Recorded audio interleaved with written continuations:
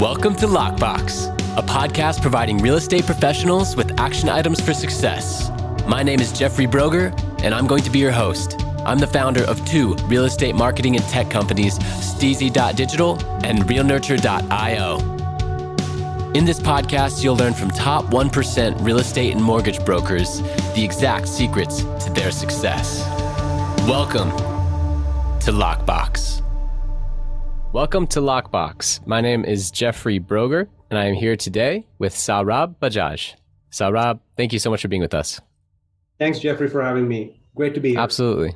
Yes. So why don't you tell our listeners who you are and where you're from? For sure. Saurabh here. I'm the CEO and founder of a tech company, a multifamily security company called Swiftlane. We're based out of San Francisco. My background is in tech. Swiftlane provides modern access control and video intercom systems for apartment buildings. Awesome. And before we get into exactly what Swiftlane is doing today, what got you into real estate in the beginning? What was that first story of you being exposed to real estate and, having a tech background? I'm curious how that all came together. For sure. Yeah, I've been an engineer by profession for a long time before starting Swiftlane. So not a traditional real estate background. However, real estate is something that touches us from day one, the day we're born, right? We live in a physical built world. There are micro interactions that affect us every day. I guess I can talk about my core motivations for getting into this industry. As I was working at Lyft before starting Swiftlane, I was working on building self-driving cars and providing machine learning and computer vision systems for self-driving cars. So deeply technical work. But I saw micro frustrations with using key cards everywhere, trying to get in and forgetting my key fob and key card and having to go back and grab it or connect with a front desk person.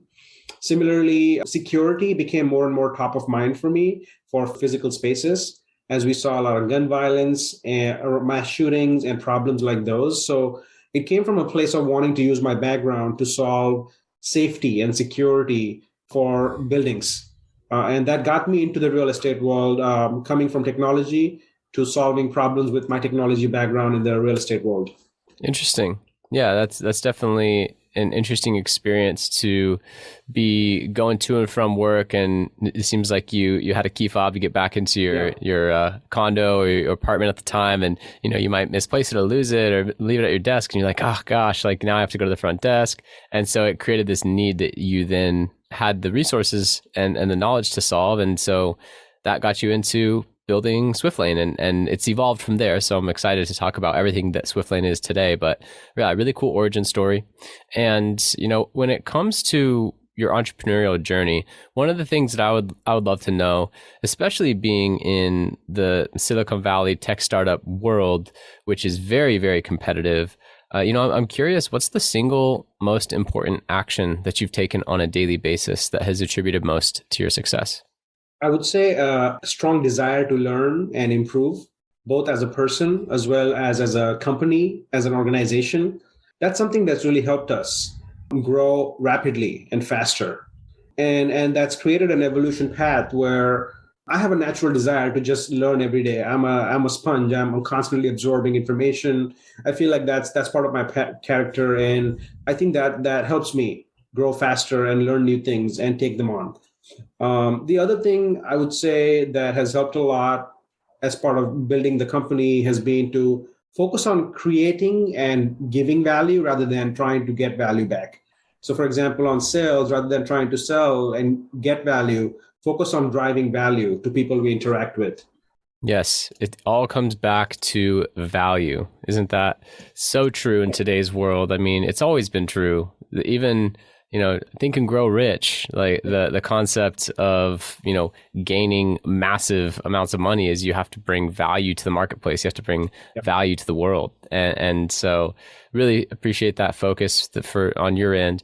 And now I would love to learn a little bit more about Swiftlane. And, me being a, multifamily investments broker in Southern California, I'm also building up to purchasing some of my first multifamily properties.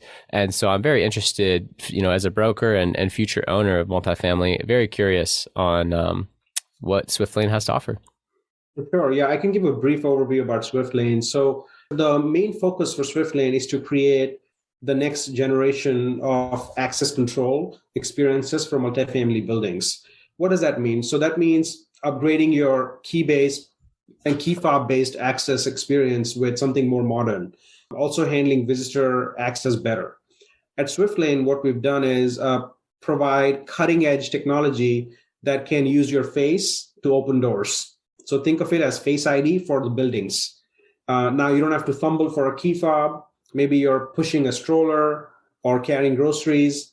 You don't have to look for a key or key fob. You just keep walking, look at the reader, and the door unlocks. So it's a very unique, cool, but also convenient experience. So I know lesser frustrations and faster movement of people. Interesting.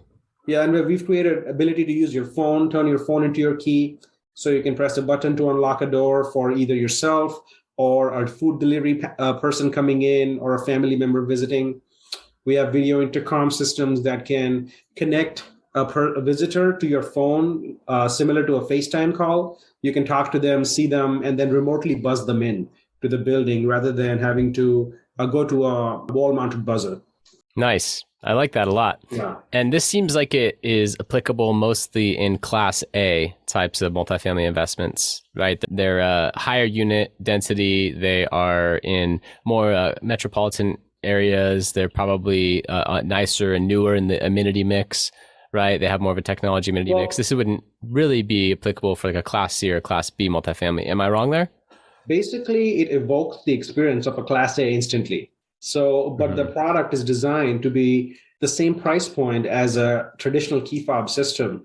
So it's a drop-in replacement to your existing technology in the building, but it instantly upgrades that experience to something super modern. So Class A is the ideal fit for that. We do a ton of business in Class B and C. There's huge cost savings as a building owner that you can get from technology like this because we essentially automate security in the building. So you're not constantly paying for operational changes to your key fob system, to your intercom system. You don't have a property manager driving up to make a tenant entry or give a key to a person moving in. So there's massive gains for all kinds of buildings.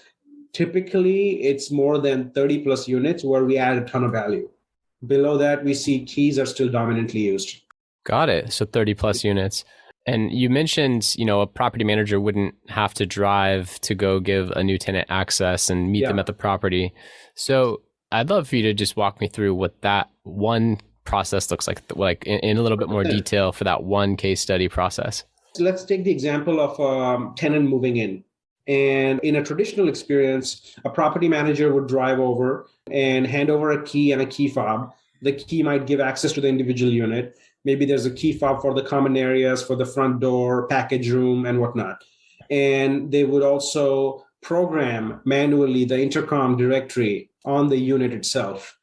With Swiftlane, we've created a remote control for access to the building. So a property manager could be doing touring for prospects anywhere.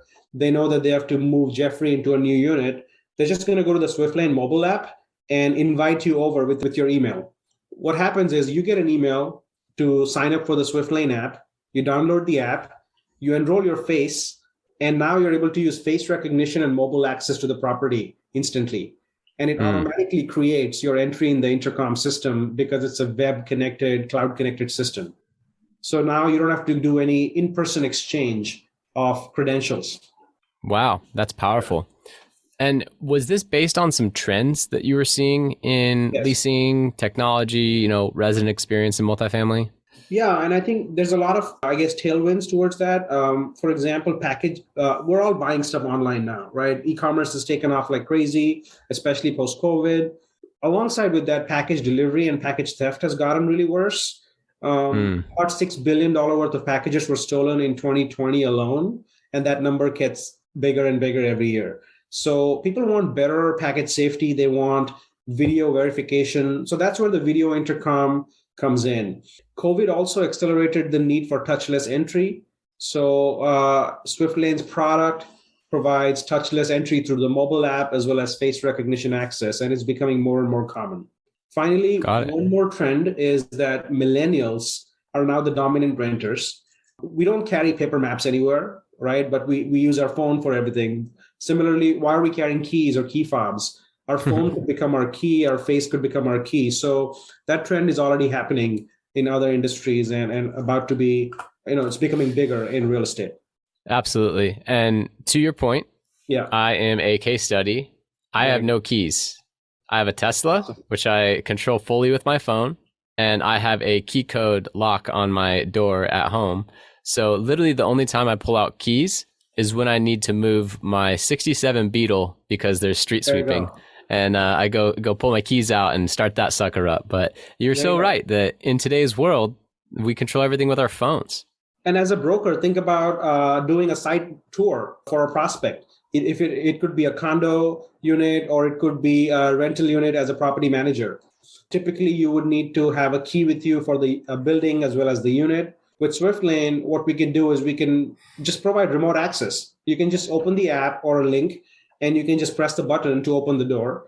You never have to exchange keys. And also we can put and can control individual smart locks for units as well, which means you can just type in a PIN to open individual units for showings. Yep, I love that. And also this really coincides with something that I heard at an investor conference in January. One of the speakers was talking about applying a technology upgrade fee and putting like a Nest thermostat and some of the just very inexpensive technology upgrades that make it feel like it's a higher grade multifamily property, just from a few little bells and whistles. And this seems like that fits in perfectly with it. So have you seen that through properties, they've been able to, increase NOI by charging a little bit more maybe for some of these nice amenities and features, but also then reducing expenses? 100%. This is a massive trend. So National Multifamily Housing Council does an annual survey of residents across the country. They recently came out with their numbers across technology upgrades, and they noticed that over 200,000 residents took this survey firstly. So it's a big data size. And the consensus was residents are willing to pay up to $107 per month more for technology upgrades into the building. Wow. The good part is that many of these technology pieces have become easy to retrofit with very low capex. Mm-hmm. We even go further and provide a no capex model where you can pay over time, and so the cash flow is maintained even if you don't have a big capital budget. Essentially what this does is there's three vectors to growing revenue that I've seen. One is the automation, which eliminates constant on-site changes that are needed to property access control, plus rent growth. When you mentioned when you learned about Swiftlane, right? Like it feels like a Class A product, but really it's about the experience and perception of value to the residents. With the front door intercom, in our case, for example, it immediately lifts the perception for a new prospect. So it drives higher value and higher perception of value. Finally, there are some explicit ways to bundle these as technology addendums to the lease. So if you look at companies like Greystar and many other big property management companies, they already have technology and security addendums that provide additional revenue streams beyond the rent. So you can explicitly capture that anywhere between $30 to $70, depending on the size of the offering, and drive significantly higher rent. Understood. And it makes total sense, especially in today's world. Those additional technology features, I would pay an extra $70, $100 to have upgraded thermostat, security, entry, exit, and to make the whole leasing swap of keys process that much easier. I mean, it seems like a no-brainer. And I really like how you have that pay over time feature as well for property owners. I'm curious, so are you lining up the financing for that? You just like work out agreement with the property owner and you just, that's right. It's through you guys? Handle the financing for them. So then there's no capital event needed on the customer side in order to make these upgrades. They could simply pay us an additional fee per month for essentially breaking down that capital expenditure over a 2 to 3 year period. It's kind of like, I really want this new iPhone, and AT&T is going to say, cool. Yeah, just pay for our monthly service and you'll pay down that iPhone 0 interest over the next 2 years. That's what I do. I use the iPhone pay over time program. So I get a new phone every 12 months and I just pay a monthly fee. There's no upfront fee. Right. Yeah. Yeah. And this is just like, all right, cool. Let's do that. That sounds great. And really advantageous for multifamily owners with properties over 30 units.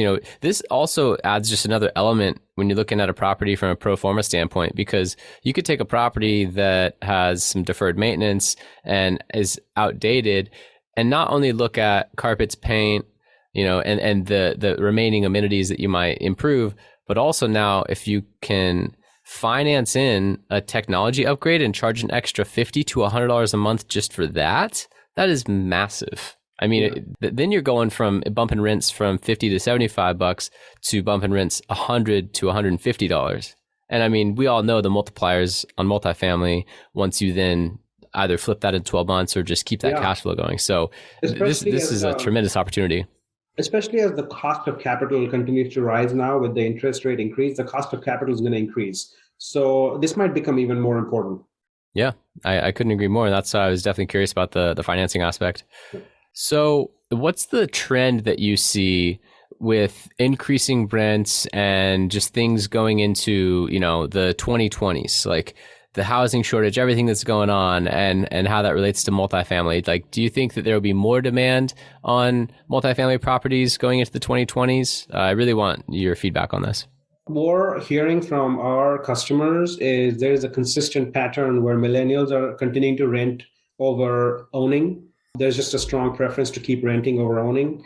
I believe Gen Z is going to be very similar, that we want all more flexibility. In fact, I'm seeing more and more talks of short-term rentals. Even though it's not a big segment, I'm seeing that month-long rentals are becoming a thing now where people can hop around city to city every month because they want that remote work life and they want the ability to explore without being tied down to a location.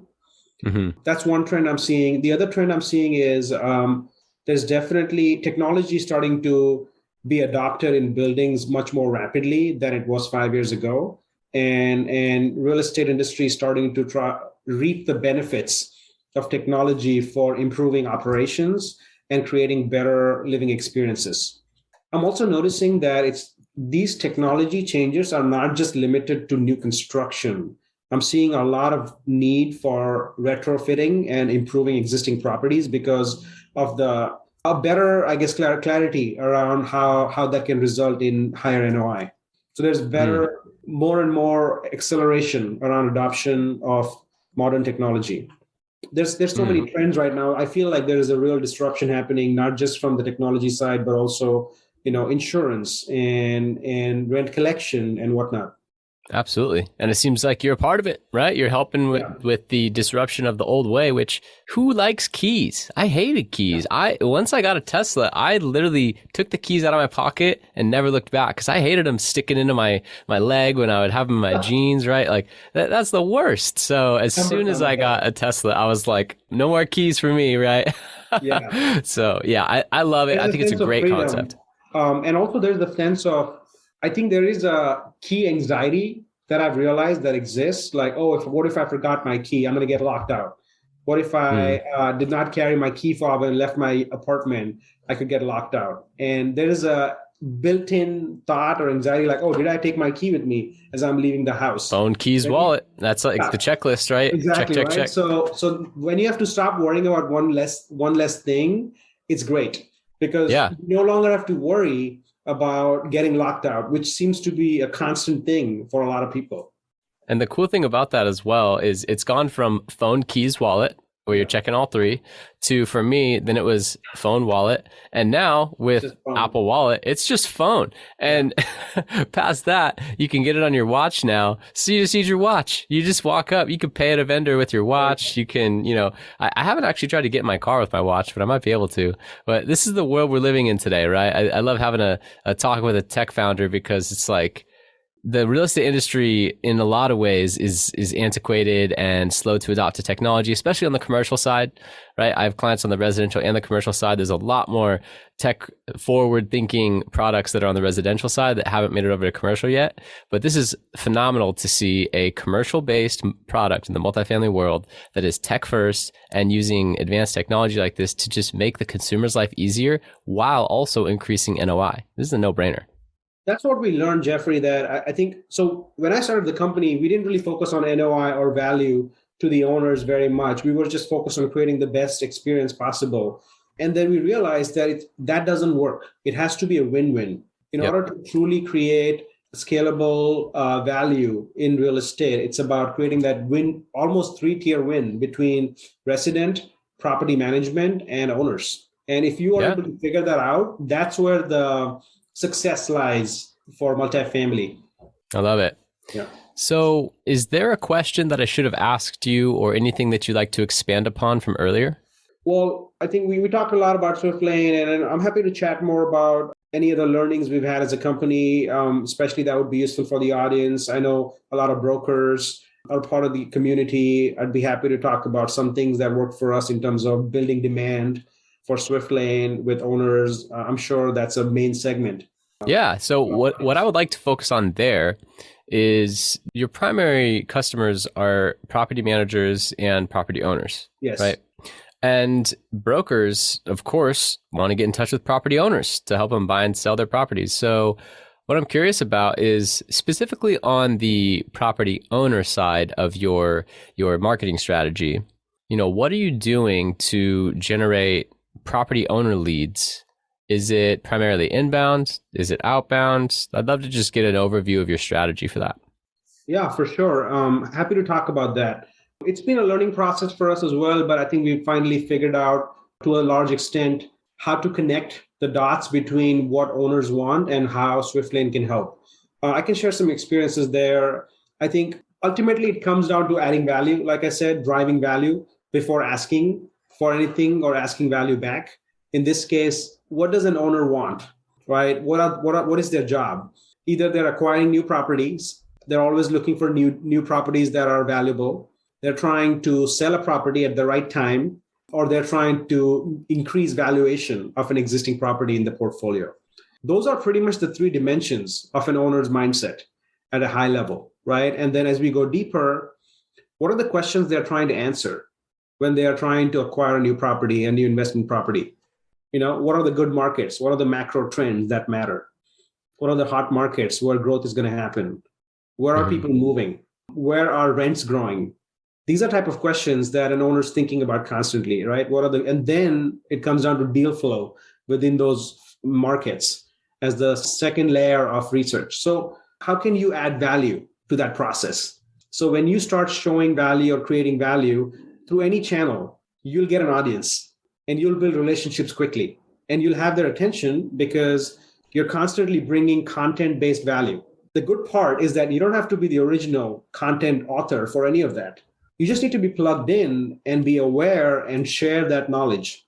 Let's say you're operating out of SoCal and you're primarily focused on owners that are looking to buy SoCal properties, right? Multifamily properties. I think creating content and pushing content out, either in person, through events, through SEO, around, what are the top trends in San Diego for multifamily, top trends in LA for multifamily, employment statistics and changes over time. Anything that adds value back for free is always a great way to initiate a relationship. And are you doing that primarily through SEO, blog posts, newsletter, email list, things of that nature? Yeah, so let's talk about channels. It's an interesting question. What we've noticed is SEO can have huge reach and it keeps paying, right? Once you start ranking, it just keeps paying for a long, long time. So it's highly scalable. For SEO, I think it's going to be a pretty concentrated long-term effort in order to rank for something. A lot of SEO comes down to not just good content that people might be searching for, but also generating enough backlinks where people link to your content.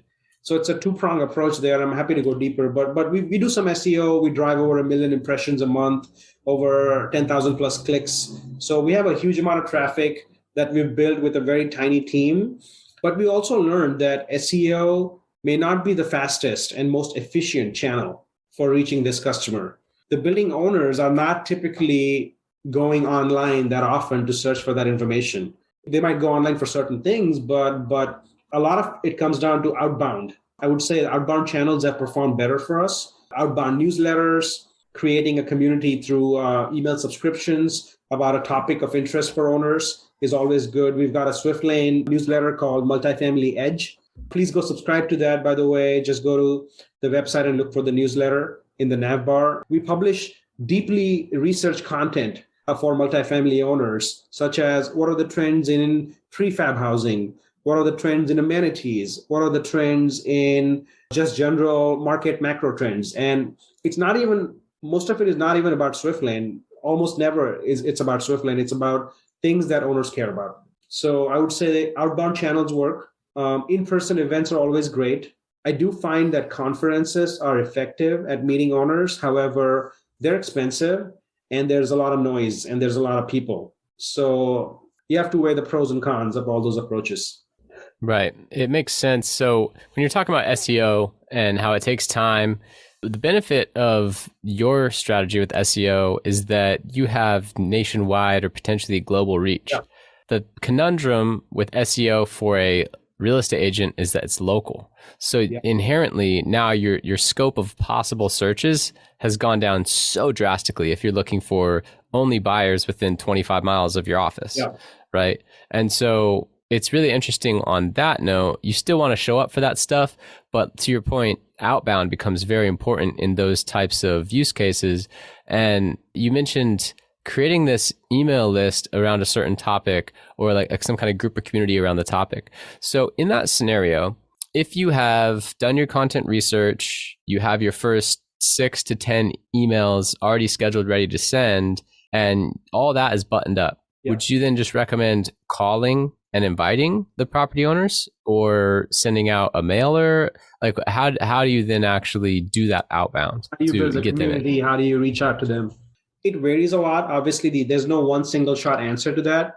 And it's not, I think it takes time. Again, it takes time similar to SEO. I think one way that it could work is if owners hang out a lot on LinkedIn, for example, they might be looking to network, they might be active on LinkedIn. You could start posting stuff on LinkedIn and try to do small promotions to people who work at certain companies. Let's say you're going after certain asset management companies that you know invest in SoCal, in this case. You could promote those accounts. Maybe you come up with a list of 100 accounts and you run a small budget, maybe $30 to $50 a day, and you start promoting these posts. That could be one way to start getting brand awareness about your content. The other way is to start with your existing network and create virality in your content. So even if you have 50 people, imagine how much business you can get out of those 50 people if they contacted you as the first person for a deal that's going down. That could be 50 to 200 deals a year from just a small Rolodex that you already have. So it's not always about getting a giant mailing list. Right. In fact, aim for a smaller mailing list with highly targeted group of people who will be highly engaged. And then what we've seen is when we publish high quality content, we see an email was opened 40 times, 50 times. What that indicates to us is it's not the same person opening it 40 times. They might have opened it 4 times maybe, but they're forwarding it to other people. So there's internal forwarding happening. And then you built in certain call outs in your email newsletter to subscribe online. There's a link at the top reminding them to subscribe for future content. So there is some virality tricks you need to build in to make sure that it's content that is good for sharing, that people feel proud sharing. They look good sharing. Exactly. It adds value to them. And then you build a growth engine within that. And that's the key. Yeah. When someone looks good by sharing your content, that's one of the keys and reasons why things catch on, according to Contagious, right? Phenomenal book. And if them sharing makes them look good, then of course they have this moral incentive to share it. In addition to maybe, it advances them in some other way or makes them, there's so many reasons, but that is key. So I'm glad that you're tuned into that. I have an example also. I can give more concrete example. So would you like me to go into a small example? Sure. Let's say you are trying to get, as a broker, you're trying to talk to owners who are looking to buy in SoCal over the next 6 months, right? What if you wrote a piece of content that says top 10 trends that indicates that SoCal is going to grow rapidly over the next 5 years in terms of rent growth? So it's essentially data point. Now imagine if I'm the asset manager that is trying to make a case internally in my company, hey, I think we should really buy more properties in San Diego, more Class B properties in San Diego. And your article validates my point. I'm going to be forwarding that to everyone in the organization because now it makes me look good. It's validation to what I already have a point of view on. Right. External validation. They're almost crediting you as a primary source in their argument. Yes. Right. Yeah, that makes sense. I like that. So do you have, I mean, you primarily are focusing on property owners and buyers, and a lot of brokers are focused on sellers. Yeah. So I'm not sure if there's alignment there. A lot of the examples that you provided were on the buy side, and hey, you need a buyer list too. Do you have any insights on the seller side?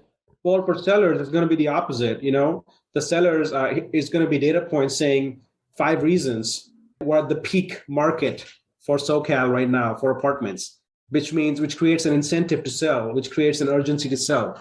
So that would be another data point that educates the buyer why they should start looking into selling, why cap rates are at all-time low, or some data that shows that cap rates truly are at all-time low and that there is higher risk of waiting versus selling now. So you're triggering an action and an insight to your buyers. So could be any of those. It really comes down to just asking the basic question: what does my buyer live, breathe, and think all day long? And how can I help them do that better?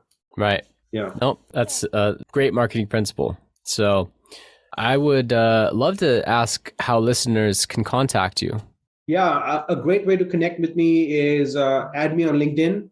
I can provide my email. I don't know if you write any post around this, Jeffrey. I'd be happy to provide the email in there. But it's my first name, Saurabh at Swiftlane.com. Awesome. Yep. I'll link to that below. And I really appreciate having you on. Having this conversation about a technology solution in the commercial real estate space is rare. And, Swiftlane is definitely doing something very interesting to me. I think that I'll be a customer here pretty soon once I start to get some properties for myself. And I'm also a part of, some syndication networks, and definitely going to be bringing this up. This is very interesting. So thank you so much for being on today. Thank you, Jeffrey. Thanks for hosting me. Great talking to you. Absolutely. Thank you for listening. If you want to accomplish your real estate goals, then I highly suggest downloading my free Ultimate Real Estate Goal Setting Framework. The link is in the description of the show, and it will help you break down your annual income goal into the amount of phone calls, appointments, or open houses you need in order to achieve that goal. Thank you so much, and we'll see you next time.